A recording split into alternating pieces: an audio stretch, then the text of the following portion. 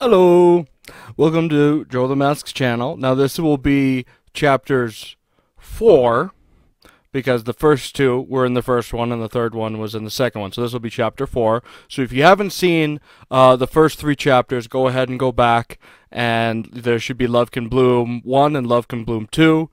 This will be Love Can Bloom 3. I know a lot of people have been very excited for it because I've been getting told over and over again, so Joe, when's the next one going to come out? So Joe, when's the next one going to come out? Alright, the next one's coming out.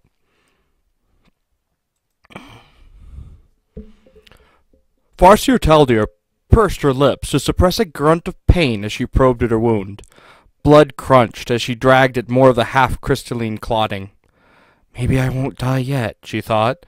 Maybe first I'll turn into a crystal like the other old men. Make an interesting landmark for the Imperial colonists, she reflected bitterly. Then picked apart by Mon-Kai for purposes of romancing each other. The runestones still lay, bounced across where they were. From time to time her attention waned from her wounds to glance at them. The ground splits, the mouth smiles, the fall is good. Sweet fruit in dead months, the love of the enemy, walk through fire.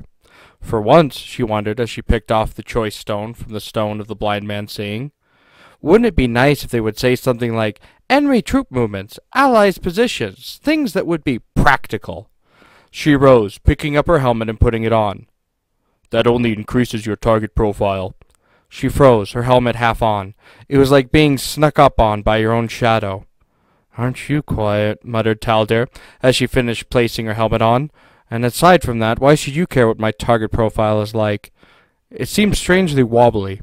She felt along the chin, seeking for the pins that held it in place. It is harder to maintain unit integrity and speed if we draw conflict to ourselves.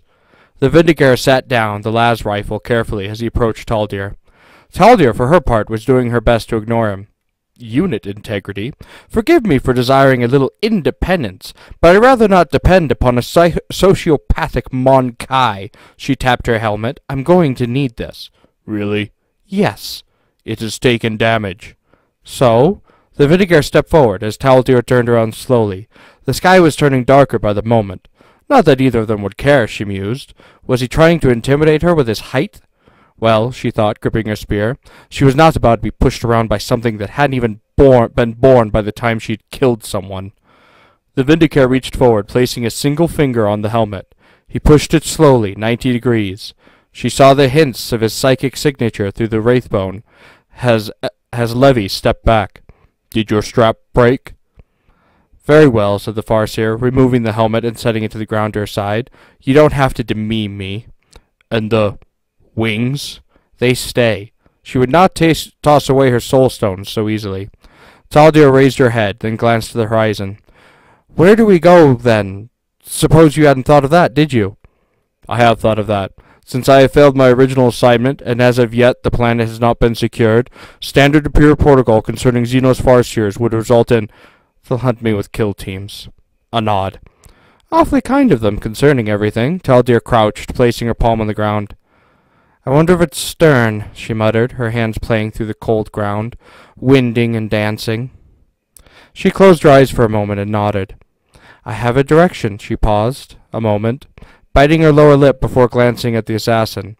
You are coming with me, right? Yes. Good. They'll have a torch to follow.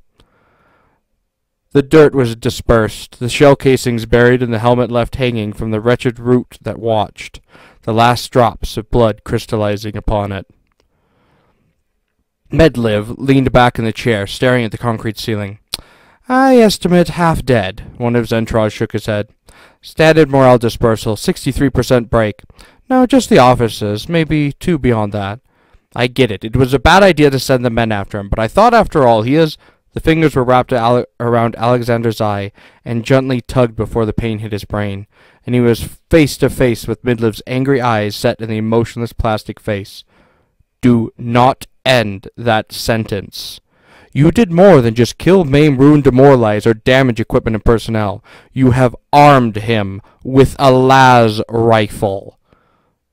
Adrian sniggered. Alexander fell back, his eye watering, his hand snatched over it. What?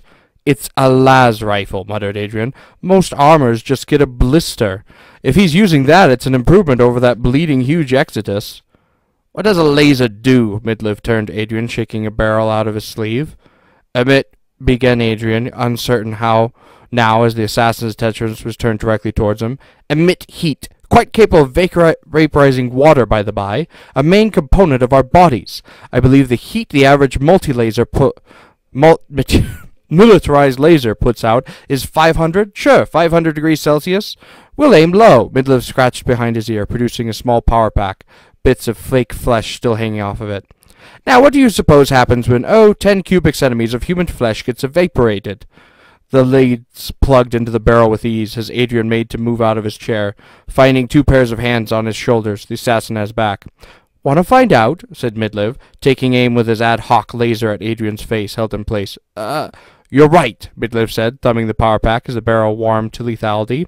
I'm expecting an explosion, too, as human flesh and blood is evaporated, with no place to escape it out. Well, usually, if you're lucky, there'll be a hole in your face for it to fly out of, or maybe this thing will disperse across the surface, frying the whole thing. I suppose we won't know until the experiment is completed then, huh?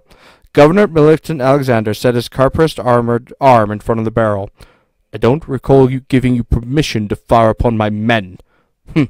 Midliff flicked the barrel, prematurely discharging what weak energy gathered into the arm. The steel glowed red-hot, forming a temporary bubble before fading away. True, the las rifle can be resisted by armor, a heavy scarf, or even a particularly bad case of fog, but sometimes it blows through both. In the case of lucky moments of inductive heat, using enough juice or simply grace of the Emperor. However, an open joint, Midliff set the barrel down, returning to his seat as the 2-faced dead assassin returned to their ranks behind him. An exposed eye, a rough patch job, these can all be broken by a las rifle. A rare feat for even the most accurate of marksmen, but a possibility, and he will never run out of ammo now. Please. Midliff bit through his false lip, his teeth meeting with a hard click, looked up, and with trepidation in his eyes. I'm going to have to tell the Inquisitor. You said he'd just starve to death anyway. Maybe he'll just shoot my new Vindicare we send down to support you, and take their rations. No, this is unfortunate, but I do not wish for this damnation on my soul. He stood from the table, false blood dripping from his false face. Where are you going? Governor Militant Lucas Alexander rose from his chair, grabbing Midliff by the shoulder. To die, probably. The disguised man brushed off the governor's hand and walked out of the command bunker.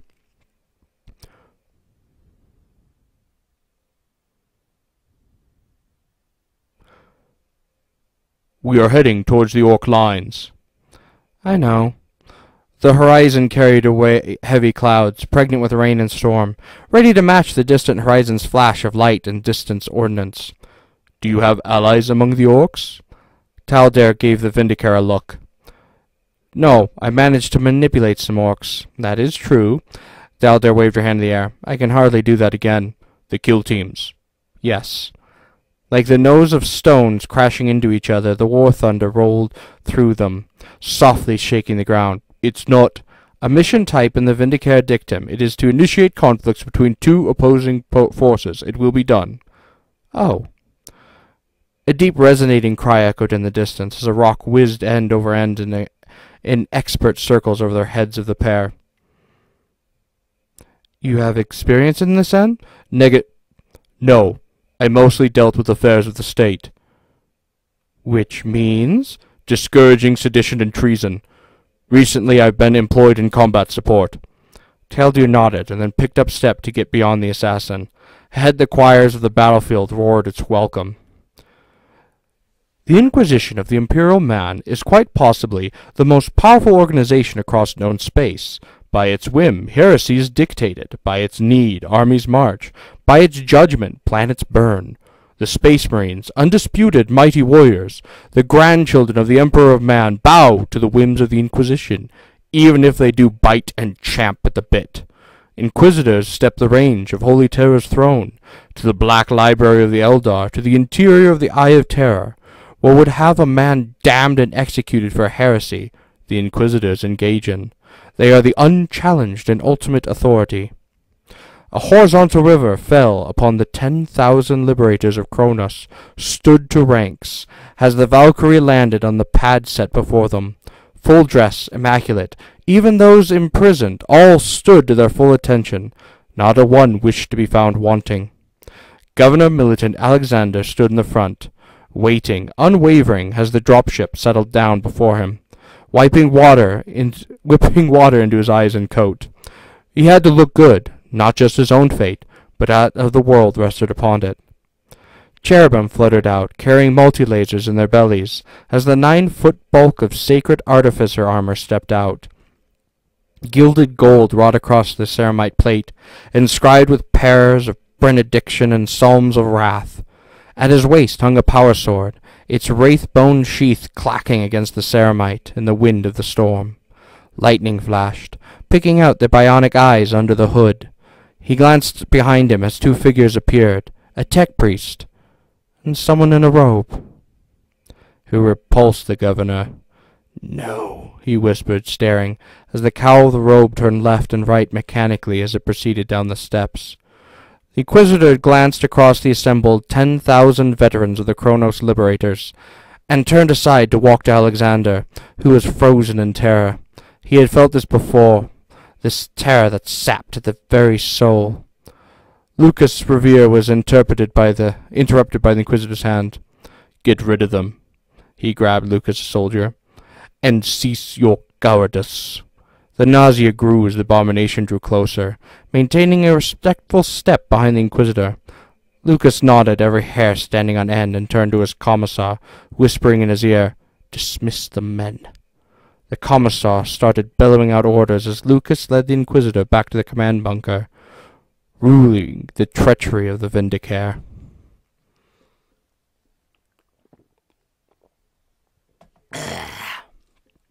Chapter 5. "It's unprecedented," the Inquisitor said, as he crowded into the bunker, staring at the consuls, the tech priest having taken a seat and started rattling off the status and location of the rogue assassin. "Well, at least for this temple." The Inquisitor shot a glance at Lucas, who sat in the corner rubbing his forehead. Your life is forfeit if you breathe a word of this to anyone not cleared to know it," thought the Governor Militant. "Your life is forfeit if you dare to breathe a single word of this to anyone not cleared to know it." Right. And the Farseer? No one knows. He had sent out a scouting party, but they have yet to return. He's heading towards a combat zone, murmured the Inquisitor, ceramite finger tracing the route of his assassin errant on the watch screens. "Yes, a team of Karskins are holed up resisting orcs a little beyond the mountains. I've dispatched some men to—" "Call them back." "I'm sorry, I can't see how it would—" "You have the greatest opportunity to kill two birds with one stone, Governor. First, as an Inquisitor, I know well the way the common man thinks. Even if you do save the men, and by some miracle they all survive, they shall criticize you for even leaving them in that situation, and I desire your administration to remain stable without any further scandal. Second, I require that one of the most secret orders the Imperium has ever known to remain a secret, and beyond that, they can be corrupted, must remain a secret." The baleful, flickering green glow immersed the Inquisitor's grin under the red glow of the bionics. His fingers were playing with the handle of the bolt pistol. Lucas stared at the Inquisitor, locking eyes best as he could and slamming his fist down on the comm button. "Adrian, tell Yolan to recall the men, and that I have rescinded the order. Rather—" "Call out the basilisks," mouthed the Inquisitor. "Call out Denison's all of them! All of them! All of the basilisks!" Adrian's reply cut out with a squawk as Lucas flicked off the button. "Give me a show, Governor," said the Inquisitor as he swept out, his retainers following. The sea was far off, in the horizon. In the horizon it was chopping, surf sloshing about, but above it was a storm, thunder and lightning wrapped around and around It wasn't right. She shouldn't be doing this. She wasn't looking ahead right now, to be sure.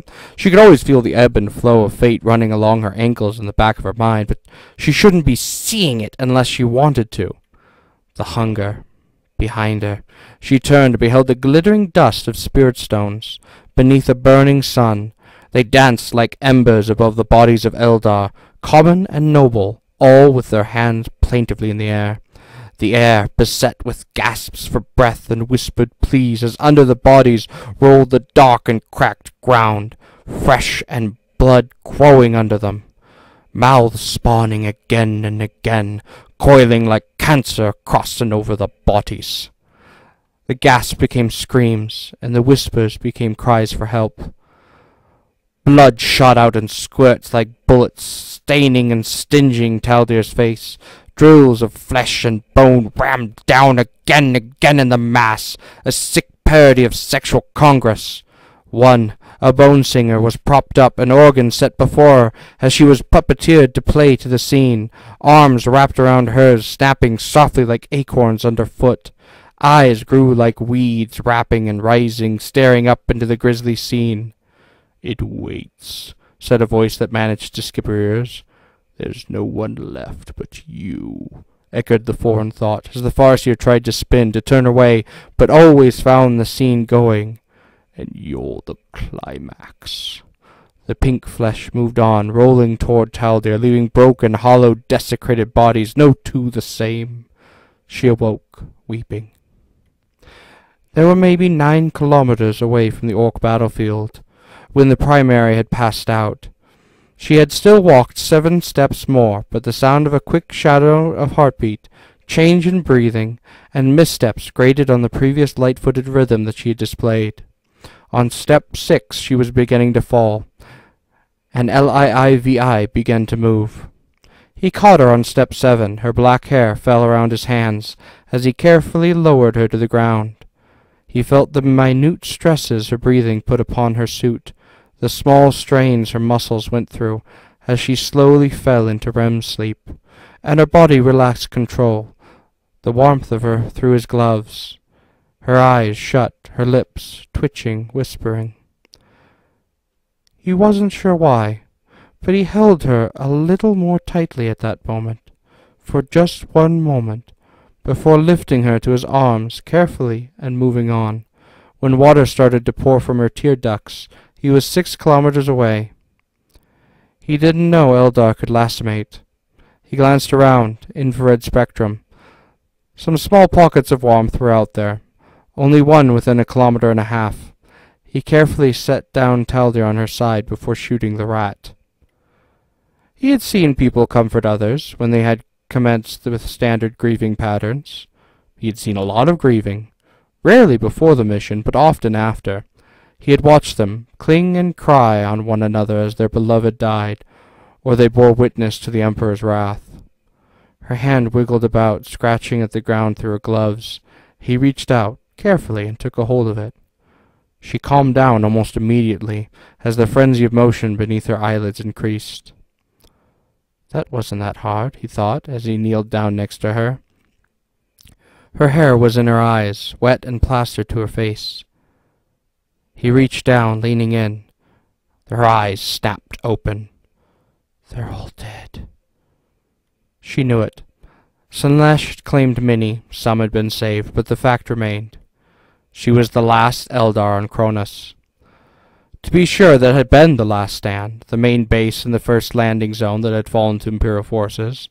She should have thought of the practicality of it, but she had held out hope that there was some pocket that had passed the purges of all the other empires and interests that were on this planet, but they were gone. Had she known that when she ran off, drawing the humans away from the evacuation, ensuring the safety of the survivors? Or was she deluding herself to some hope? Her hand was caught on something. She looked. Had Livy released his hand from hers and drew it back. "Are you—" The spy mask stared at her for a time before continuing. "Ready for moving?" I'm fine. Her hand ran down her side between the ribs to where her wound had opened again. "I could just use a hand." Pathetic. He's an assassin who disobeyed orders from the people that brainwashed him. Why should he help you with that plaintive plea for pity? His hand took hers. Her arm was slipped over his shoulder. She leaned on him, and they walked. He was warm. The rain killed the smoke, but one could see the black columns spreading the ground across the field. The central bunker was now nothing more than a mash of concrete, occasionally spattered red. For now, the orcs rested in the only way orcs could, jeering, fighting, yelling at one another to get moving, get fixing, and get fighting again. Taldir glanced across, sensing the psychic miasma and overwhelming presence. The Wog was upon these aliens. They were set on a hillside, overlooking the lumbering mass of the orcs. Thousands of them, with Emperor knew how many grots. Noted the Vindicare as he picked out the scuttling shapes and the noises of the servile orcoids. Wish those kill teams of yours would show up sooner, muttered Taldir. What then? Together they had been putting off this question. What they would do. And they were now. They couldn't help it. She couldn't help it. She needed him. I hadn't thought of that, she glanced down. First, we'll think of these things. Down in the pit, as Uzgob Neckstomper, a knob and a hard boy to boot, with some bullets in him than a shooter perked up. A scent was in his nose. Strange to think of it, actually, now that. True to knob form, a momentary thought went through his head. His nose had been blasted to gork long ago, replaced by an iron plate to stop the bleeding. Though suspicious, one could not deny the scent. Up and through the smoke he peered, his bionic peeper whirring and sparking as it zoomed with the focus of the knob. Something was up among the rocks. Something unorky. Oi! Look at that! As the faces turned, it was like watching a bright green fungal bloom, as shining green faces turned, following the raised claw of one of the bigger orcs. Livy glanced over to Taldir as she hissed in elation to say something. He sprinted, and pushed her out from behind the rock and down the hill as it was shattered and pulverized into powder, as well over 1,000 guns, approximately 30 rockets, 6 las pistols, a bolter, and 3 thrown grots rained death upon it. The Vindicare checked her, no broken bones, but she was bruised and looked a mite angry. We need to get lower, to the trenches, advised Livy, checking his weaponry. Go towards the hail of bullets? Stop shouting that bit, you grot-swilling maggots! Shouted a knob, with a loudspeaker implanted in his throat. The bullets swayed, searching and spreading across the hill, knocking down what few stubborn trees grew out of the rock, and eliminating anything that claimed to be more than a foot tall. All right, into the trenches. All right, into the trenches. Me in front, you in back. Cover me. They ran like Mercury. She breathed a prayer to Kalimansh Kane to guide her through the coming battle, while the Vindicare made several fatal statements with his exitus to what few orcs were in the trench they headed for. They's coming straight for us! Ready, you choppers, boys! It's time for some fun! The orcs roared their appreciation. Mother Dirt and Father Mud embraced the two as they splashed into the trench, a final wave of fire whizzing over their heads. Now what? Taldir looked at the Vindicare. I was following you. The Vindicare reacts to the primary, usually to shoot them, but the assumption in this case that the Xenos knew what it was doing.